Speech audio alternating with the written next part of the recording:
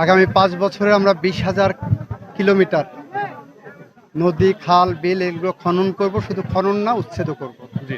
সুতরাং যে বা যারা নদী, খাল, বিল, জমির অবৈধ দখলদার আছেন জি। তারা কেউ থাকবেন না।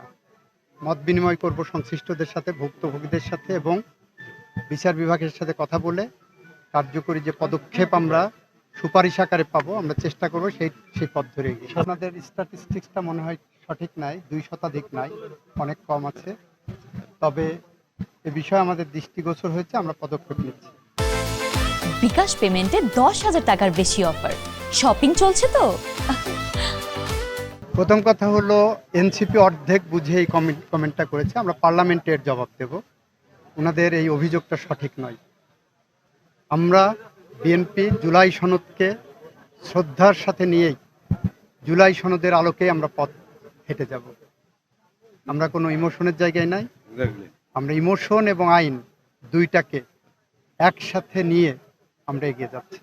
জুলাই সনদে আপনারা যারা পড়েন তারা পড়ে দেখবেন, ওখানে বলা আছে সংবিধান সংশোধন সাপেক্ষে এই সনদের শর্তাবলী কার্যকর হবে। আমরা সংবিধান সংশোধন করে সাংবিধানিকভাবে যে প্রক্রিয়া, সেটাই আমরা যাব, সেই পথেই যাব।